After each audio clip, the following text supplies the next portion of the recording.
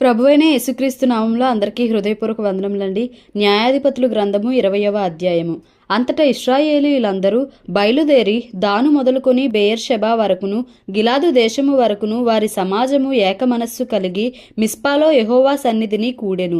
దేవుని జన సమాజమునకు చేరిన వారు ఇశ్రాయేలీయుల గోత్రములన్నిటికీ పెద్దలుగా నున్నవారై కత్తిదూయు 4,00,000 కాల్బలము కూడుకొనిరి. ఇశ్రాయేలీలు మిస్పాకు వచ్చియున్నారని బెన్యామీనీయులు వినిరి. ఇశ్రాయేలీలు ఈ చెడుతనము ఎట్లు చేయబడెనో అది చెప్పుడని అడుగగా, చంపబడిన స్త్రీ పెనిమిటి అయిన లేవీయుడు ఉత్తరమిచ్చినదేమనగా, బెన్యామీనీయుల గిబియాలో రాత్రి బస చేయుటకై నేనును నా ఉపపత్నియు వచ్చియుండగా గిబియా వారు నా మీదికి లేచి రాత్రి నేనున్న ఇల్లు చుట్టుకొని నన్ను చంపతలచి నా ఉపపత్నిని బలవంతము చేయగా ఆమె చనిపోయెను. వారు ఇశ్రాయేలీయులలో దుష్కార్యమును వెర్రి పనిని చేసిరని నేను తెలిసికొని నా ఉపపత్నిని పట్టుకొని ఆమెను ముక్కలుగా కోసి ఇశ్రాయేలీయుల స్వాస్థ్యమైన దేశం అంతటికి ఆ ముక్కలను పంపితిని. ఇదిగో ఇశ్రాయేలీయులారా, ఇక్కడనే మీరందరూ కూడి ఉన్నారు. ఈ సంగతిని గూర్చి ఆలోచన చేసి చెప్పుడనెను. అప్పుడు జనులందరూ ఏకీభవించి లేచి, మనలో ఎవడును తన గుడారమునకు వెళ్ళడు, ఎవడును ఇంటికి వెళ్ళడు. మనము గిబియా ఎడల జరిగింపవలసిన దానిని నెరవేర్చుటకై చీట్లు వేసి దాని మీదికి పోదుము. జనులు బెన్యామీనీయుల గిబియాకు వచ్చి ఇశ్రాయేలీయుల్లో జరిగిన వెర్రితనము విషయమై పగ తీర్చుకొనుటకు వెళ్లివారి కొరకు ఆహారము తెచ్చుటకై మనము ఇశ్రాయేలీయుల గోత్రములన్నిటిలో 100కి 10 మంది మనుషులను 1000కి 100 మందిని 10,000కు 1000 మందిని ఏర్పరచుకొందము రండని చెప్పుకొనిరి. కాబట్టి ఇశ్రాయేలీయులందరూ ఒక్క మనుషుడైనట్టుగా ఏకీభవించి ఆ ఊరి వారితో యుద్ధము చేయుటకు కూడిరి. ఇశ్రాయేలీయులు బెన్యామీనీయులందరి యొద్దకు మనుషులను పంపి, మీలో జరిగిన ఈ చెడుతనమేమిటి? గిబియాలోనున్న ఆ దుష్టులను అప్పగించుడి, వారిని చంపి ఇశ్రాయేలీయులలో నుండి దోషమును పరిహరింప చేయుదుమని పలికింపగా, బెన్యామీనీయులు తమ సహోదరులకు ఇశ్రాయేలీయుల మాట విననొల్లక యుద్ధమునకు బయలుదేరవలెనని తమ పట్టణములలో నుండి వచ్చి గిబియాలో కూడుకొనిరి. ఆ దినమున బెన్యామీనీయులు తమ జనసంఖ్యను మొత్తము చేయగా 700 మంది అయిన గిబియా వాసులుగాక కత్తిదూయ సమర్థులై పట్టణముల నుండి వచ్చిన వారు 26,000 మంది అయిరి. ఆ సమస్త జనములో నేర్పరచబడిన 700 మంది ఎడమచేతి వాటము గలవారు. వారిలో ప్రతివాడును గురిగా నుంచబడిన తల వెంట్రుక మీదికి వడిసెల రాయి తప్పక విసరగలవాడు. బెన్యామీనీయులు గాక ఇశ్రాయేలీయులలో ఖడ్గము దూయు 4,00,000 మంది లెక్కింపబడిరి. వీరందరూ యోధులు.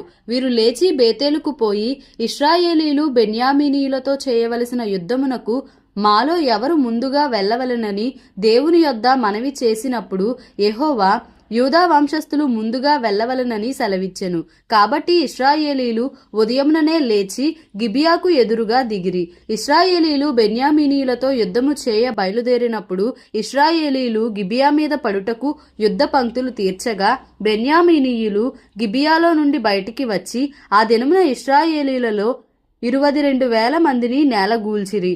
అయితే ఇశ్రాయేలీలు ధైర్యము తెచ్చుకొని తాము మొదట ఎక్కడ యుద్ధ పంక్తి తీర్చిరో ఆ చోటనే మరలా యుద్ధము జరగవలెనని తమ్మును తాము యుద్ధ పంక్తులుగా తీర్చుకొనిరి.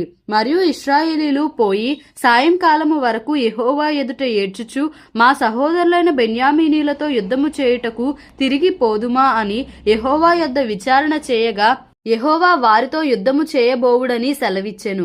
కాబట్టి ఇశ్రాయేలీలు 2వ దినమున బెన్యామీనీలతో యుద్ధము చేయరాగా, ఆ 2వ దినమున బెన్యామీనీలు వారిని ఎదుర్కొనుటకు గిబియాలో నుండి బయలుదేరి వచ్చి ఇశ్రాయేలీలలో 18,000 మందిని నేలగూల్చి సంహరించిరి. వీరందరూ కత్తి దూయువారు. అప్పుడు ఇశ్రాయేలీలందరూ జనులందరూ పోయి బేతేలును ప్రవేశించి ఏడ్చుచు సాయంకాలము వరకు అక్కడ యెహోవా సన్నిధిని కూర్చుండుచు ఉపవాసముండి దహన బలులను సమాధాన బలులను యెహోవా సన్నిధిని అర్పించిరి. ఆ దినములలో యెహోవా నిబంధన మందసము అక్కడనే ఉండెను. అహరోను మనుమడును ఎలియాజరు కుమారుడునైన ఫీనెహాసు ఆ దినములలో దాని ఎదుట నిలుచువాడు. ఇశ్రాయేలీలు మరలా మా సహోదరులైన బెన్యామీనీలతో యుద్ధమునకు పోదుమా మానుదుమా అని యెహోవా యొద్ద విచారణ చేయగా, యెహోవా, వెల్లుడి, రేపు నీ చేతికి వారిని అప్పగించదనని సెలవిచ్చెను. అప్పుడు ఇశ్రాయేలీలు గిబియా చుట్టూ మాటుగాండ్రను పెట్టిరి. 3వ దినమున ఇశ్రాయేలీలు బెన్యామీనీలతో యుద్ధమునకు పోయి మునుపటి వలె గిబియా వారితో యుద్ధము చేయుటకు సిద్ధపడగా, బెన్యామీనీలు వారిని ఎదుర్కొనుటకు బయలుదేరి పట్టణములో నుండి తొలగి వచ్చి మునుపటి వలె ఇశ్రాయేలీలలో గాయపరచబడిన వారిని ఇంచుమించు 30 మంది మనుషులను రాజమార్గములలో చంపుచూ వచ్చిరి. ఆ మార్గములలో ఒకటి బేతేలునకును ఒకటి పొలములోనున్న గిబియాకును పోవుచున్నవి. బెన్యామీనీలు మునుపటి వలె వారు మన ఎదుట నిలువలేక కొట్టబడి ఉన్నారని అనుకొనిరి గాని, ఇశ్రాయేలీలు మనము పారిపోయి వారిని పట్టణములో నుండి రాజమార్గములలోనికి రాజేయుధము రండని చెప్పుకొని ఉండిరి. ఇశ్రాయేలీలందరూ తమ చోట నుండి లేచి బయల్ తామారులో తమ్మును తాము యుద్ధమునకు సిద్ధపరచుకొనులోగా ఇశ్రాయేలీల మాటుగాండ్రును తమ చోట నుండి గిబియా బట్ట బయటి మార్గమునకు త్వరగా వచ్చిరి. అప్పుడు ఇశ్రాయేలీలందరిలో నుండి ఏర్పరచబడిన 10,000 మంది గిబియాకు ఎదురుగా వచ్చినందున కఠిన యుద్ధము జరిగెను. అయితే తమకు అపాయము తటస్థమైనదని బెన్యామీనీలకు తెలియలేదు. అప్పుడు యెహోవా ఇశ్రాయేలీల చేత బెన్యామీనీలను హతము చేయించెను. ఆ దినమున ఇశ్రాయేలీయులు బెన్యామీనీలతో 25,100 మంది మనుషులను చంపిరి. ఆ దినమున ఇశ్రాయేలీలు బెన్యామీనీలలో 25,100 మంది మనుషులను చంపిరి. వీరందరూ కత్తి దూయువారు. బెన్యామీనీలు జరుగుదాని చూచి తమకు అపజయము కలిగినదని తెలుసుకొనిరి. ఇశ్రాయేలీలు తాము గిబియా మీద పెట్టిన మాటుగాండ్రను నమ్మి బెన్యామీనీలకు స్థలమిచ్చిరి. మాటుననున్నవారు త్వరపడి గిబియాలో చొరబడి కత్తివాతను ఆ పట్టణములోని వారినందరినీ హతము చేసిరి.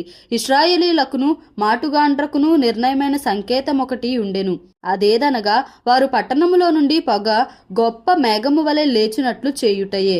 ఇశ్రాయేలీలు యుద్ధము నుండి వెనుక తీసి తిరిగినప్పుడు బెన్యామీనీయులు వీరు మొదటి యుద్ధములో అపజయమొందినట్లు మన చేత ఓడిపోవుదురు గదా అనుకొని చంపనారంభించి ఇశ్రాయేలీలలో ఇంచుమించు 30 మంది మనుషులను హతము చేసిరి. అయితే పట్టణము నుండి ఆకాశము తట్టు స్తంభ రూపముగా పొగ పైకి లేవనారంభింపగా బెన్యామీనీయులు వెనుక తట్టు తిరిగి చూచిరి. అప్పుడు ఆ పట్టణమంతయు ధూమమయమై ఆకాశంనకెక్కుచుండెను. ఇశ్రాయేలీలు తిరిగినప్పుడు బెన్యామీనీయులు తమకు అపజయము కలిగినదని తెలుసుకొని విభ్రాంతి నొంది ఎడారి మార్గము తట్టు వెళ్ళుదమని ఇశ్రాయేలీల ఎదుట వెనుకకు తిరిగిరి గాని యుద్ధమున తరుమబడగా పట్టణములలో నుండి వచ్చిన వారు మధ్య మార్గమందే వారిని చంపిరి. ఇశ్రాయేలీలు బెన్యామీనీలను చుట్టుకొని తరిమి తూర్పు దిక్కున గిబియాకు ఎదురుగా వారు దిగిన స్థలమున వారిని త్రొక్కుచుండిరి. అప్పుడు బెన్యామీనీలలో 18,000 మంది మనుషులు పడిపోయిరి. వీరందరూ పరాక్రమవంతులు.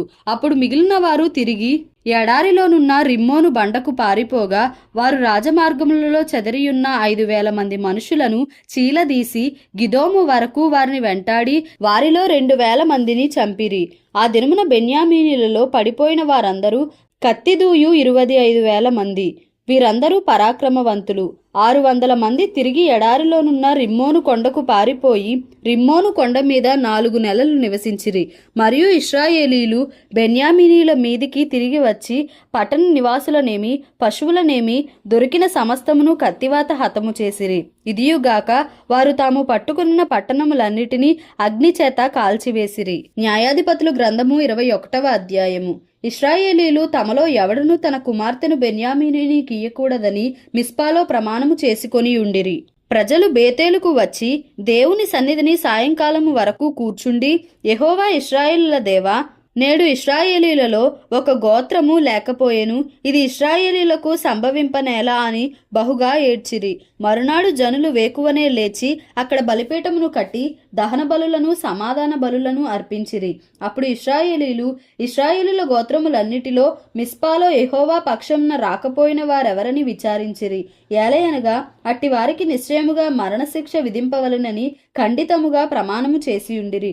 ఇశ్రాయేలీలు తమ సహోదరులైన బెన్యామీనీలను గూర్చి పశ్చాత్తాపడి, నేడు ఒక గోత్రము ఇశ్రాయేలీల్లో నుండకుండా కొట్టివేయబడి ఉన్నది, మిగిలియున్న వారికి భార్యలు దొరుకునట్లు మనము మన కుమార్తెలను వారికి పెండ్లి చేయమని యెహోవా తోడని ప్రమాణము చేసితిమి గదా, వారి విషయంలో ఏమి చేయగలము అని చెప్పుకొనిరి. మరియు వారు ఇశ్రాయేలీల గోత్రములలో యెహోవా పక్షమున మిస్పాకు రానిది ఏదని విచారింపగా సమాజమునకు చేరిన యాబేష్ గిలాదు నుండి సేనలోనికి ఎవడునూ రాలేదని తేలెను. జనసంఖ్య చేసినప్పుడు యాబేష్ గిలాదు నివాసులలో ఒకడునూ అక్కడ ఉండలేదు. కాబట్టి సమాజపు వారు పరాక్రమవంతులైన 12,000 మంది మనుషులను పంపించి, మీరు పోయి స్త్రీలనేమి పిల్లలనేమి యాబేష్ గిలాదు నివాసులనందరినీ కత్తివాతను హతము చేయుడి.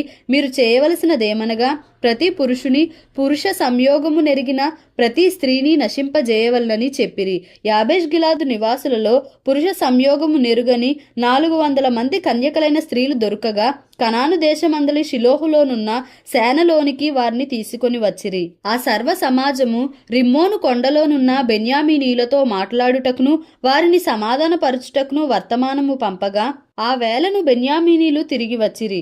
అప్పుడు వారు తాము యాబేష్ గిలాదు స్త్రీలలో బ్రతుకనిచ్చిన వారిని వారికిచ్చి పెండ్లి చేసిరి. ఆ స్త్రీలు వారికి చాలకపోగా యెహోవా ఇశ్రాయేళ్ల గోత్రములలో లోపము కలుగజేసియుండుట జనులు చూచి బెన్యామీనీలను గూర్చి పశ్చాత్తాపపడిరి. సమాజ ప్రధానులు బెన్యామీను గోత్రంలో స్త్రీలు నశించియుండుట చూచి మిగిలిన వారికి భార్యలు దొరుకునట్లు మనమేమి చేయుదమని యోచించుకొని ఇశ్రాయేలీలలో నుండి ఒక గోత్రము తుడిచివేయబడకుండునట్లు బెన్యామీనీలలో తప్పించుకొనిన వారికి స్వాస్థ్యం ఉండవలెననిరి. ఇశ్రాయేలీలో ఎవడైనను తన కుమార్తెను బెన్యామీనీయునికి ఇచ్చిన ఎడల వాడు నిర్మూలము చేయబడునని ప్రమాణము చేసియున్నాము గనుక మనము మన కుమార్తెలను వారికి పెండ్లి చేయకూడదని చెప్పుకొనుచుండిరి. కాగా వారు బెన్యామీనీయులతో ఇట్లనిరి, ఇదిగో బేతేలుకు ఉత్తర దిక్కున బేతేలు నుండి షెకెమునకు పోవు రాజమార్గమునకు తూర్పుననున్న లెబోనాకు దక్షిణ దిక్కున యెహోవాకు పండుగ ఏటేటా షిలోహులో జరుగునని చెప్పి బెన్యామీనీలను చూచి మీరు వెళ్ళి ద్రాక్ష తోటలలో మాటున నుండి షిలోహు స్త్రీలు నాట్యమాడి వారితో కలిసి నాట్యమాడుటకు బయలుదేరగా ద్రాక్ష తోటలలో నుండి బయలుదేరి వచ్చి పెండ్లి చేసుకొనుటకు ప్రతివాడును షిలోహు స్త్రీలలో ఒకదాని పట్టుకొని బెన్యామీనీయుల దేశమునకు పారిపోవుడి. తరువాత వారి తండ్రులైనను సహోదరులైనను వాదించుటకు మీ యొద్దకు వచ్చిన ఎడల మేము ఆ యుద్ధమును బట్టి వారిలో ప్రతివానికిని పెండ్లికి స్త్రీ దొరకలేదు గనుక ఈ స్త్రీలను దయచేసి మాకియ్యుడి. ఈ సమయమున వారికిచ్చిన ఎడల మీరు అపరాధులగుదురు గనుక మాకిచ్చినట్లుగా ఇయ్యుడని వారితో చెప్పెదమనిరి. కాగా బెన్యామీనీలు అట్లు చేసి తమ లెక్క చొప్పున నాట్యమాడిన వారిలో నుండి స్త్రీలను పట్టుకొని వారిని తీసుకొని పోయి తమ స్వాస్థ్యమునకు వెళ్లి పట్టణములను కట్టి వాటిలో నివసించిరి. అటు పిమ్మట ఇశ్రాయేలీయులలో ప్రతివాడును అక్కడ నుండి తమ గోత్ర స్థానములకును కుటుంబములకును పోయెను. అందరూ అక్కడ నుండి బయలుదేరి తమ స్వాస్థ్యములకు పోయిరి. ఆ దినములలో ఇశ్రాయేలీయులకు రాజు లేడు. ప్రతివాడును తన ఇష్టానుసారముగా ప్రవర్తించుచూ వచ్చెను. రూతు గ్రంథము 1వ అధ్యాయము. న్యాయాధిపతులు ఏలిన దినములయందు దేశములో కరువు కలుగగా యూదా బెత్లెహేము నుండి ఒక మనుష్యుడు తన భార్యను తన 2 కుమారులను వెంటబెట్టుకొని మోయాబు దేశమున కాపురముండుటకు వెళ్ళెను. ఆ మనుషుని పేరు ఎలీమెలకు, అతని భార్య పేరు నయోమి. అతని 2 కుమారుల పేర్లు మహ్లోను, కిల్యోను. వారు యూదా బెత్లెహేము వారైన ఎఫ్రాతీయులు. వారు మోయాబు దేశమునకు వెళ్ళి అక్కడ కాపురముండిరి. నయోమి పెనిమిటి అయిన ఎలీమెలకు చనిపోయిన తరువాత ఆమెయు ఆమె 2 కుమారులను నిలిచియుండిరి. వారు మోయాబు స్త్రీలను పెండ్లి చేసుకొనిరి. వారిలో ఒక దాని పేరు ఓర్పా, రెండవ దాని పేరు రూతు. వారు ఇంచుమించు 10 సంవత్సరములు అక్కడ నివసించిన తరువాత మహ్లోను, కిల్యోనను 2 చనిపోయిరి. కాగా ఆ స్త్రీ తాను కనిన 2 కుమారులను తన పెనిమిటియు లేనిదాయెను. వారికి ఆహారం ఇచ్చుటకు యెహోవా తన జనులను దర్శించెనని ఆమె మోయాబు దేశములో వినెను గనుక మోయాబు దేశము విడిచి వెళ్ళుటకై ఆమెయు ఆమె కోడండ్రును ప్రయాణమైరి.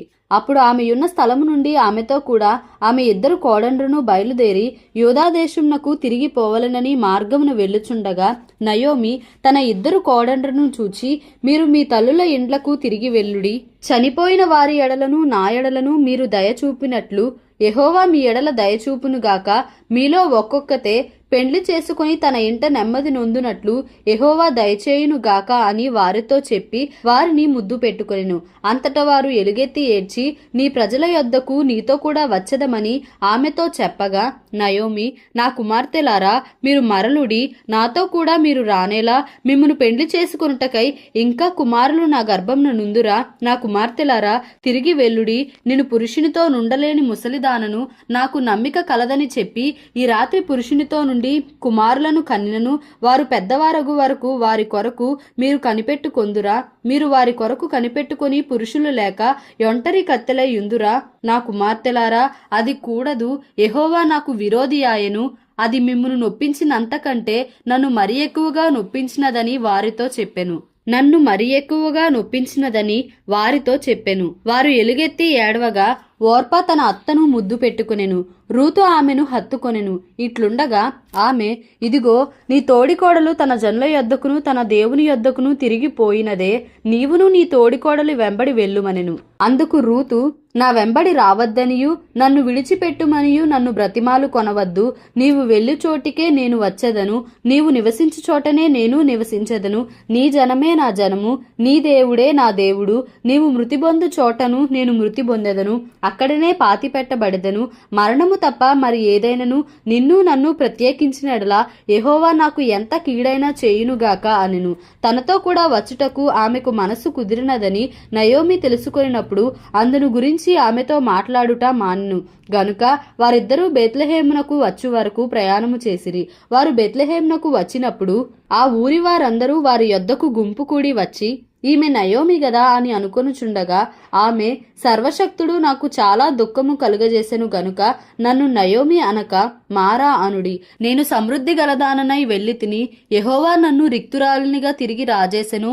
మీరు నన్ను నయోమి అని పిలువనేలా? యెహోవా నా మీద విరుద్ధముగా సాక్ష్యము పలికెను. సర్వశక్తుడు నన్ను బాధపరిచెను అని వారితో చెప్పెను. అట్లు నయోమియు ఆమెతో కూడా మోయాబీయురాలైన రూతు అను ఆమె కోడలును మోయాబు దేశము నుండి తిరిగి వచ్చిరి. వారిద్దరూ యవల కోత ఆరంభములో బేత్లెహేము చేరిరి. దేవుడి పరిశుద్ధ వాక్యంను మన వినికిడిలో దీవించి ఆశీర్వదించునుగాక. Amen. Please like, share and subscribe for more videos.